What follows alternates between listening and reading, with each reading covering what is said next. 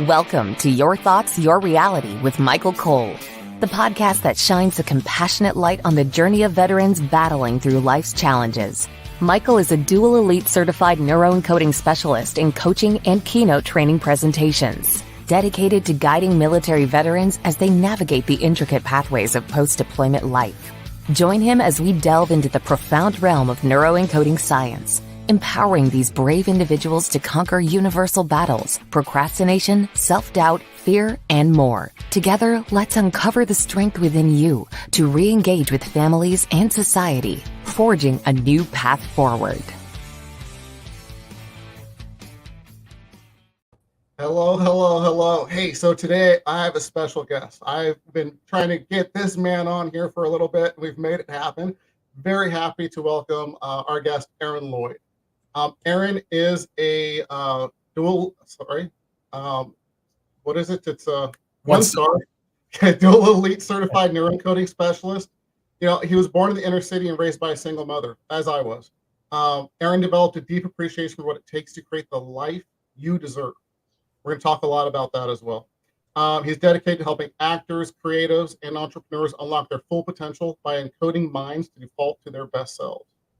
And Arron comes from a family rich in military history. I think it's your grandfather had a Purple Heart in World War I. I have the note, World War I. My great-great-grandfather. Great-great-grandfather. Wow. Yeah. Really cool. Can't wait to hear some more about that. So, Arron, tell us a little bit more about yourself. Yeah, so thanks so much for having me on the podcast. It's amazing what you guys are doing. About myself, as you mentioned, from the inner city, Bridgeport, Connecticut. People hear Connecticut, they think it's like everything's ponies and white fences. Not where I'm from. Bridgeport is unique because Connecticut is traditionally in the country, one of the wealthiest countries and one of the wealthiest counties, but Bridgeport's like right on the line where the wealth is not there. So that's kind of where I grew up. Single mother, and I've always kind of been somebody who wanted more for my life. And I attribute it to grace because when I was young, I had two sisters to help my mom out. So at the time when I would want to be going out to the streets or hanging out or sneaking out to go see a party or something like that, or go to a party or do whatever that I could get into, I had the responsibility of my sisters. It could be one of two things. Either I would leave school without them, make sure they weren't on the bus, and then not make sure they're in the house because I was the only one with the key, or go out and be selfish and do what I needed to do. So that kind of led to some grace. At the time, it felt like gritting my teeth a little bit, but looking back and reflecting, it really was a saving grace. Now, played football, played a lot of sports and things like that, interacted with people that, I could talk to the valedictorian as well as I could talk to somebody who was not really doing the best and making the best decisions with their lives. So I kind of had the best of both worlds in navigating that. Just grew up and helped my mom out and have two younger sisters. And our relationships are thriving more than ever. Fantastic, big brother. Yeah. And how do you think, and I'm just going off script here, obviously, because it's just us talking, right? How do you think that kind of propelled you to be the man you are? I mean, was it more responsibility? Because you could have went both ways. Yes, actually, and to be transparent, I'm going to be transparent here because it's something I'm learning about myself as well. So I think the responsibility, something that was always said to me as a kid, was that because of what I was going through, I was going to mature very early. And I did. I typically had a higher maturity level than some of my peers at the time and was wise beyond my years and things like that. And that just came from, one, the environment, and two, some of the leadership things that I needed to learn on the go in order to help. So there was that. And in terms of the transparency piece, I learned that's actually part of my trauma. Part of my trauma has been putting other people's needs ahead of mine, right? Because I learned that subconsciously, I need to take care of this person, make sure this person's good, make sure this person's good. So I've learned in recent years to kind of have a balance in that, to recalibrate that within myself. And I think that's awesome. So that has helped to build the foundation of who I am as a man today, in terms of leadership, in terms of maturity, in terms of care, kindness, all those emotional intelligence, all those things. And then also learning the balance between, okay, making sure you're good, but also, Arron, you need some love and care too. So that's been great as well. That's fantastic. How would you say neuroencoding has made a change in you in the last couple of years? Oh man, Neuroencoding, man, came at such an amazing time. And shout out to Joseph McClendon III. I told him, I had a chance to tell him this too, but he really was pivotal in my life change at 25.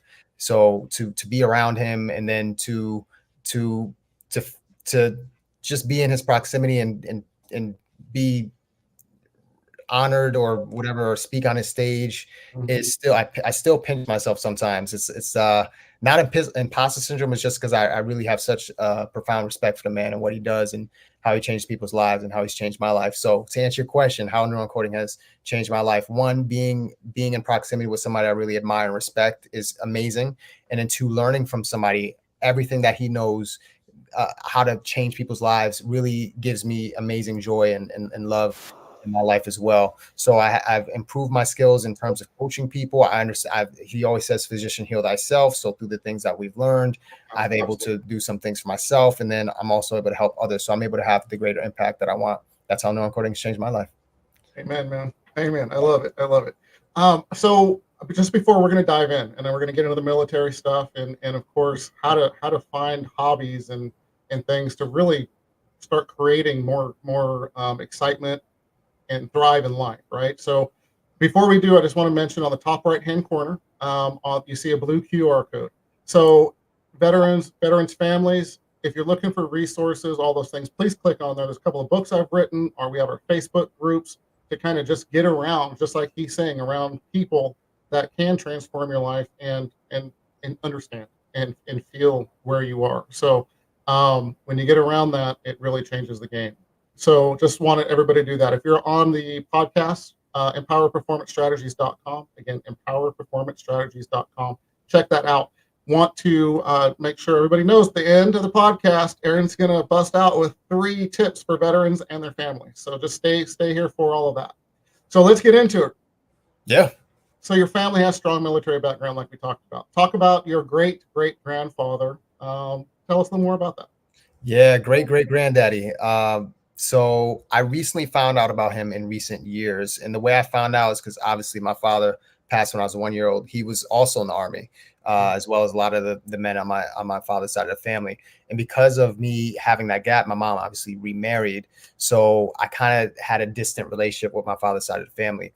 And as I matured, as I grew into manhood, I wanted to kind of rekindle that relationship with them, which I have. And my grandmother Carolyn Lloyd, she hit me up and said, "You need to really get in contact with Perry Lloyd down in South Carolina." So I got in contact with him in South Carolina and discovered that he had been fighting for a couple years to get my great-great-grandfather, his grandfather, the Purple Heart that he had earned during the Meuse Argonne Hindenburg Line World War I, which was one of the most, from my understanding, one of the most deadliest, bloodiest battles in American Army history. And my great-great-grandfather was in that and had gone years without his Purple Heart recipient. And my cousin Perry Lloyd really fought for that and accomplished that and got him his Purple Heart 100 years after. He actually wrote an amazing book. This is my great-great-granddaddy right here. Oh, how cool. Some dude. So so he, from my understanding, I got to visit his resting place and all this kind of stuff and hear amazing stories, and just he had a great gift for singing. He had a great gift for horses, just really kind of entrepreneurial and really what they call a man's man and stuff like that. And just that's what I've learned from Perry Lloyd. And then his namesake, my great-great-grandfather, Perry Lloyd. He was in the 371st Infantry. Oh, fantastic story. Thank you for sharing that, man. I love hearing that. I actually got chills. I got to tell you, I got chills when you started talking about rekindling. And, we had Evalie on here. And because she was going to be on here, she actually started talking more about her father and getting stories about her grandfather. And it was pretty cool, how this I'm not taking credit for it, but this podcast, and it brings out a lot of those stories, for family members and things. It's pretty, I love that. So, and great story, by the way. You emphasize reviving passion through hobbies and play. I'm excited about hearing more about this. So could you share some strategies that veterans and their families could use to rekindle their creativity and their passion? Absolutely. For the passion piece, I think every human on earth has a passion for something.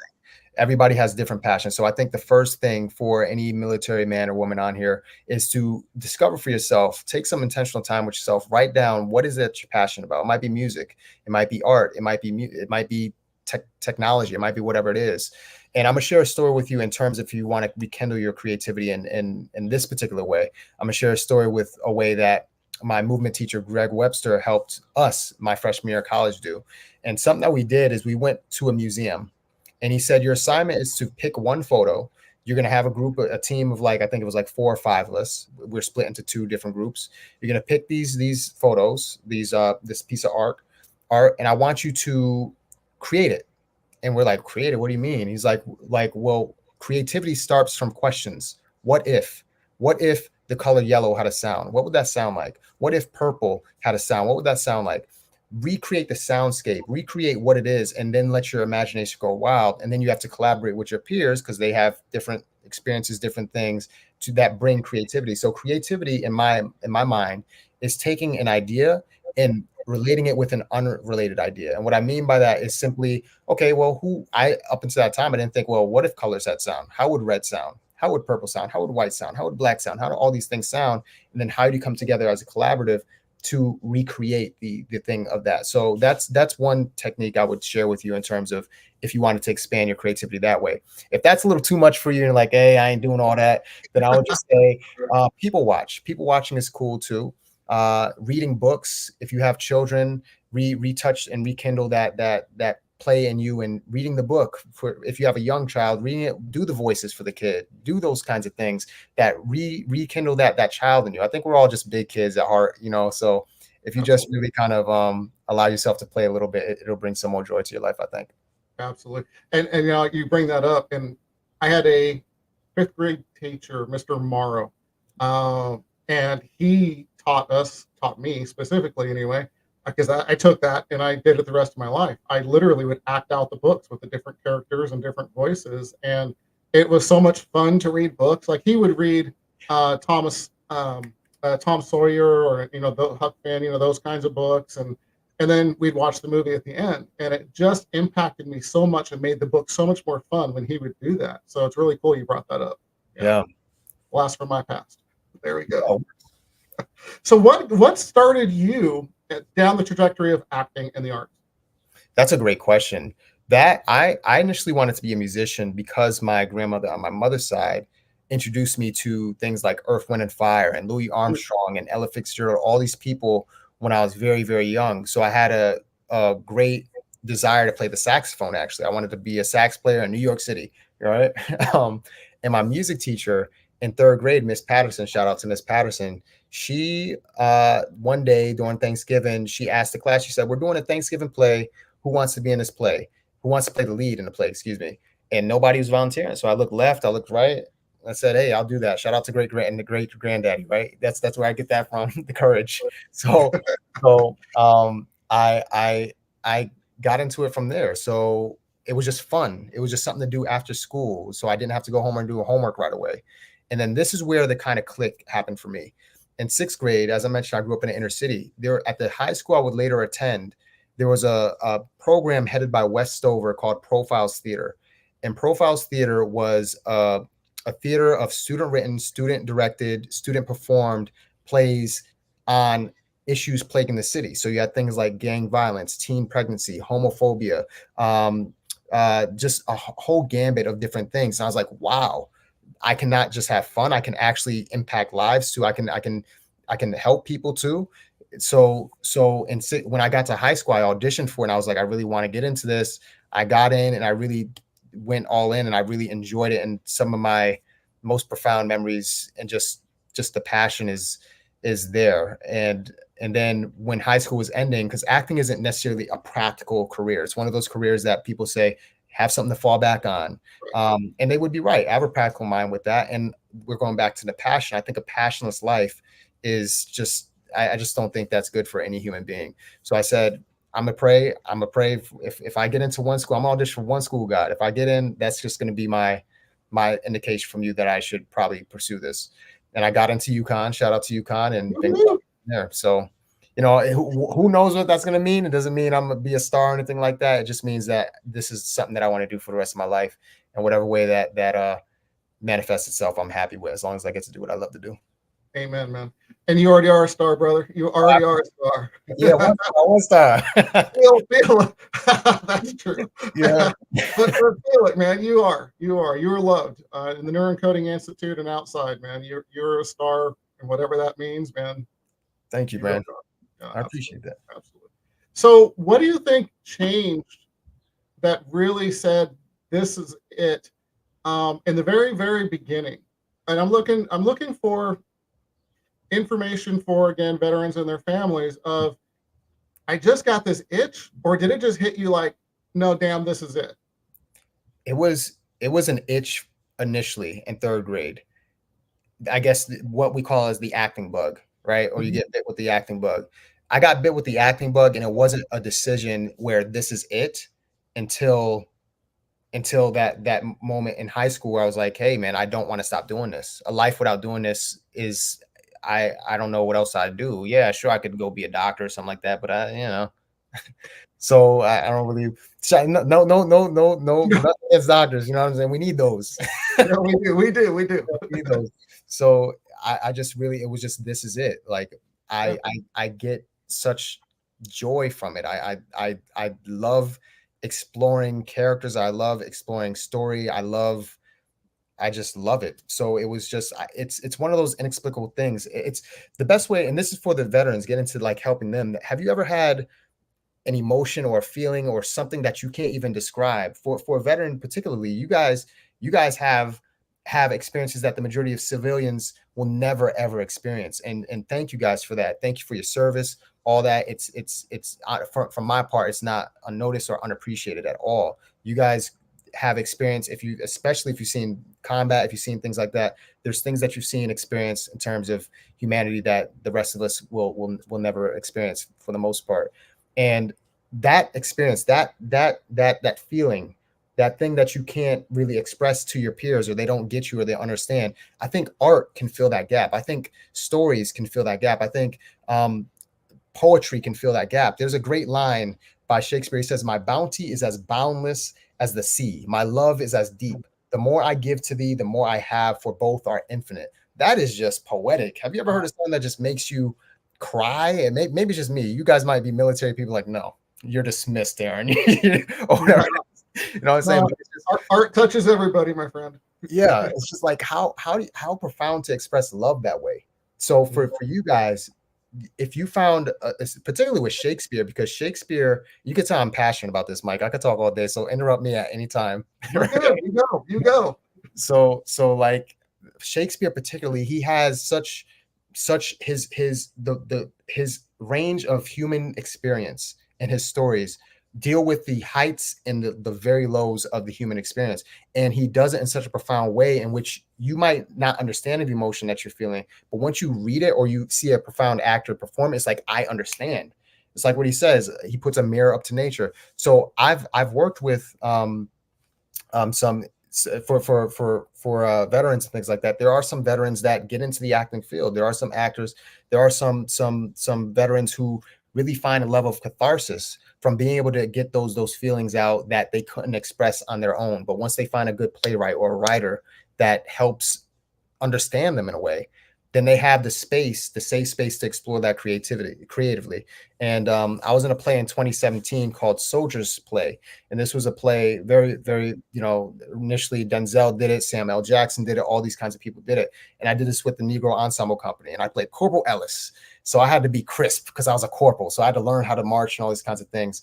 And we had an actual Marine. He's also an actor. This is where I'm going with this story. He was an ex-Marine. I don't know. I think once you're a Marine, you're always a Marine. But he's a Marine, and he had us do like a boot camp, like a mini boot camp, where we're doing mama, can't you see what the Army's doing for me? All that kind of stuff, and like marching and stuff like that. So I'm just passionate about this. I want to share all that to say that art can help express things in you that you might need to express. Amen. And I love the story, dude. You didn't have to stop. You could have just kept on going for like an hour. Yeah. No, fantastic stories. Thank you for sharing. So let's tap into that a little bit more. As far as veterans and their families, tapping into the creative sides, why do you think creativity is important for their mental and emotional well-being? I want to add to that before you answer. It's also the unheard heroes that are at home, right? The family. Yes.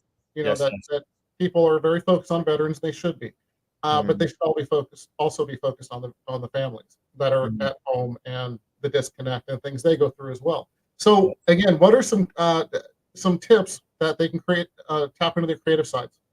I think, yeah, I definitely want to acknowledge that as well, because going back to that point where there might be people that don't really kind of understand that might include the family, that might include people that can't really relate to the Army men or the Marine men or the Navy men or whatever that's come back from experiencing things that they've experienced. So in terms of some strategies that both family and the Army, the veteran can use, is that you can simply find ways to tap into your creativity via going to museums, reading stories. Maybe even there might be a place where you can bond together by allowing the veteran space to creatively express themselves via a monologue or express themselves via a painting, and sharing that with your family and saying, and then let the family make space for that veteran to say, wow, that's amazing. That's how you felt. I can't even understand how you felt. And I just want to leave space for you to feel that. So that's one way that you can kind of go through that together as well. Does that answer your question a little bit? It does, absolutely. And can I just before you go into I think you're going to give another thought. Same as for the families of what they are going through. You know, they can go do a painting too. In fact, there are companies out there that you can go and do introductory painting classes, and you can do it as a family. You can do it again with your brothers and sisters from the military, whatever the case may be. But it also gets rid of or helps with the solitude. Get out there, get involved. You know. Yeah. And I think I don't know, because I've not been in this experience. I think the solitude can come from the lack of connection that they might feel. Absolutely. Absolutely. So what I found a long time ago with veterans and families, when you leave the military, you have just left all of your brothers and sisters and that family that you have bonded to an extent that most people will never understand. Yeah. And when you leave that, and then you go back and you're back with your family that you again have all grown in that 2 years, 20 years, whatever it's been. You're all different people at this point. So when you can find that camaraderie, that's why I bring up the Facebook groups and I bring up going together to do this.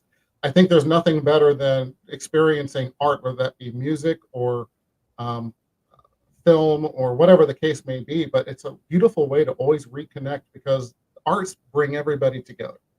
It does. I think we've always found, you go to a concert, I don't care what nation you're from, what color you are, or anything else, you see a mix of those people and they're all one family at that time. Yes. So the same thing can happen for veterans and their families. So I strongly encourage, go do a painting class, go do a dance class, go whatever your thing is. And you never know, it might really be your thing by trying something new. Yeah, there's a Marine somewhere saying dance. No, absolutely not. No, I'm just playing. Yeah, dance is real to do. And I would add to that. I recently discovered, I've never been to one myself. I don't know if they have these in California or wherever you are. There's something, I think they're called like they're rooms where you can just break things. Like, do you know what I'm talking about? No, but I'm interested. Yeah, it's, oh man, I don't know what the name of it is. They're here in New York, because I have a friend that went. I was like, wow, you could smash toasters, you could just throw things, and they have a dedicated room where you can blast music and just release. So that might be helpful for any veteran that needs to get some things out of their system in a healthy way. I love that. Yeah. Go in the room by yourself. Yes, exactly. Yes, by yourself. Yes, not with your family. By yourself. So that's fantastic. And please look into it. I mean, veteran or not, just to get rid of some shit. I love it. In fact, I'm looking it up after this. Why not? It's like my wife just brought up break rooms or rage cage or rage room. So it's a thing, man. Yeah. Susan's awesome. Like, I'm going right now. I'm going right out there. Awesome, man. Hey, so can you tell us more? We're getting a little lower on time now. Can you tell us more about your upcoming Actors in Demand, their 8-week program? Yes. So Actors in Demand is a program in which I'm going to help struggling actors go from struggling to in demand, to be able to ace their auditions and booking with ease. And booking with ease to me is not only booking the actual gig, it's actually getting the audition and booking with ease. Lack of stress, lack of procrastination, hesitation, fear of failure, fear of success, self-doubt, self-loathing, fear of rejection, all those things, particularly fear of rejection, because that's something that actors you're going to face in your career. Anybody's going to face rejection if they're doing anything worth doing. So I'm going to help get them from that. And it's the things that I teach is not based on theory. There's content in there that our mentor, Joseph McClendon III, who obviously coaches peak performance people and celebrities and billionaires and millionaires, all those things. There's content from him that he charges $350,000 for that you're going to be able to have access on within the modality of acting. So I think that's going to be really profound for people. I'm excited to release it. I'm probably going to make the announcement this week or next week. And there'll probably be a promo on that. So you'll be able to get in at the ground floor and really explore some of those concepts to help you go from struggling to in demand. Very cool. I love it. I love it. Get further faster, right? That's what it's all about. Yeah. And I think we just dropped a teaser. Yes. It's coming out soon. Yeah, it's coming soon. Yeah, fantastic, fantastic. So you have I'm gonna go back just a bit. So because I want people the opportunity to get into your class. So if there's a actor, you're found, you know what? I think I wanna act. I think that would be something that I would enjoy. So what are the first tips to get started? I think the first tips for any veterans or anybody that wants to get into the acting game is to first, you have to get the fundamentals done. So learn how to act, right? Get a craft class, find a acting class. If you don't want to find an acting class, find a passage, find a monologue. And there's great books you can go on. You can go on backstage.com is a great one. Playbill.com is a great one. Actors Access is a great one if you want to start looking for regional work, and get your headshots. That's going to be important. And then you also want to get something like a reel or some kind of like footage. And you can get reels like wherever you are in your career. You'll have different quality of reel and things like that. You could get further faster and ways of getting more professional reels done if that's what you want to do. If you don't, it could be as simple as you just recording a monologue and do something that resonates with you. When I was auditioning for grad schools, for grad schools, I mean like the MFA programs and things like that, like the Yale's, NYU, stuff like that. What they want you to do is they want to see who you are through your work. Obviously, you're playing a character. And I think Chadwick Boseman, he had a great way of saying it. He said, it's kind of like a wine glass. The glass is who you are, who the actor is. The wine inside is like the character. So the character is obviously going to be encased in who you are. So for you, the military, for the veterans, obviously you bring your own experiences, your own expertise, your own love and all those kinds of different things and what makes you human to whatever character you're going to play. Now, obviously, there's different perspectives or different things you have to consider when playing different characters, different ways of moving and all that kind of stuff. So you want to discover that, find a good acting teacher. That's one. The second thing is you want to find a mentor, right? That could be your teacher as well. And then in terms of practicability, like Actors Access, start submitting for work, network, talk to people. Feel free to hit me up in DMs if you need some advice and things like that. I'm an open book. I have nothing I'll be happy to help in whatever way I can with where I'm at. And I think I just have such a profound love for it, and I know what it's done for my life. I think anybody could benefit from acting, for real. It's just a lot of fun. Yeah, it's a lot of fun. Fantastic. And thank you for all those tips. That was amazing. So if you were to very first start and you're like, I just don't know, but kind of sounds cool, I kind of like to be Denzel. I'm just saying, So would you start with potentially as besides acting classes, whether that be at a community college or depending on your financial realm, if you will, would you say start somewhere there, or maybe try out with just a local club or something? Is that there? Oh, you know what I just thought? There is something called improv. There's improv, and that would be great for veterans too, I think, because it also helps you tap into your creativity. So there's something called improv classes. And here in New York, it's things like the Pit is one, or the Improv and things like that. And improv is basically it's like play. It's like an elevated form of play. And the whole concept is based on yes and. So if we were improvising right now, Mike, and I was like, hey man, it's a beautiful day in the desert and we're riding a hippo, you'd be like, what, Aaron, what you talking about? A hippo? There ain't no hippo here. Now you've just destroyed the game. The game is yes, and it would be like, yeah, hippo, isn't this hippo slippery or stuff like that? So I think that can help tap into the creativity and the play. And it sounds silly and all those things, but be silly a little bit sometimes. And also practically, so improv is one that you could do. Two is something else you could do is the backstage, community colleges you can reach out to, and also YouTube. You have a distribution channel. You can, I can't tell you how many people have gotten discovered on TikTok and things like that are now in movies or TV shows and things like that. So the world's your oyster with that. I would start a TikTok and start documenting the fact that you are a veteran. You bring something different, and hey, I want to act, and I'm going to be doing monologues, guys, and here it is, veteran acting, hashtag veteran acting, or whatever it is. And you start recreating like Jarhead scenes or scenes that relate to you, or Pearl Harbor, whatever it is that really resonates with your spirit and your soul that you want to recreate. And you can go on and do a TikTok video and build a following from there. And something else practically I would do as well. This is more being bold. Something else that I would suggest is if you wanted to be like in a movie and you really loved a war movie that you love to do, then find that director and write them a letter. You never know, they might respond. Absolutely. So you could go on a site called IMDb. I M as in Mary, D as in dog, B as in boy, and you can actually, if you have an account, you can see if the director or the whoever the agent has their email on there, and you could shoot them an email. Fantastic. So hey, you never know. I'm just gonna say, I'm just gonna make a little announcement here. Started the podcast, and I was like, man, for my 50th episode, I want it to be cool, right? So reached out to Joseph McClellan III, and he's going to be on the show. Yeah, let's go. Let's go. And if you don't ask, you never know. Just wanted to bring that point out. So yeah, I'm excited about that. That's so awesome. Great tips. We're way past time now, but that's okay because we can be. So really quick, if we can, first of all, thank you. Honored you're here. Again, it took a little bit to get you on here, but I'm so happy you made it. Yeah. And, as human beings, most important resource we have is time. We don't get it back. So thank you for spending that 33 whatever minutes in the time before talking. Thank you so much. Totally honored that you were here. So thank you. My pleasure, brother. So do me a favor.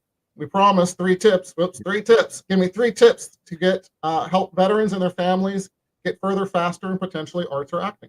3 tips for the families as well. Hold space for those that you love. They're going through things that you may not understand, and also vice versa. For the veterans, understand that your family is probably going through some changes as well that they need to hold space for. I would recommend creativity as your guide. Creativity in terms of your own creativity in terms of solutions that you can find in terms of rekindling connection. And creativity in terms of connecting with yourself so that you can reconnect with others as well. That's 2. And the third piece is to smile more, right? If you can. And when you can, just praise yourself for that, because that's going to be the beginning of all great things for yourself. And continue to tap into this podcast. That'd be the 4th extra tip so that you can get further faster. You rock. Thank you for the plug. Yeah. All right, everybody. How do people reach you real quick, Aaron, before we go? They can find me on Arron Lloyd. It's spelled ARRONLLOYD on IG, or you could also find me on AarronEmpowers.com. It'd be my pleasure to serve you guys. And everybody, keep an eye out for that course coming out. This is a fantastic individual, spreads so much light in this world, and I'm proud to know you, man. Thanks, man. Look out for that. All right, everybody, we are out of here. Peace. Thank you for joining us on another insightful journey of Your Thoughts, Your Reality podcast with your host, Michael Cole. We hope the conversation sparked some thoughts that resonate with you. To dive deeper into empowering your thoughts and enhancing your reality, visit empowerperformancestrategies.com.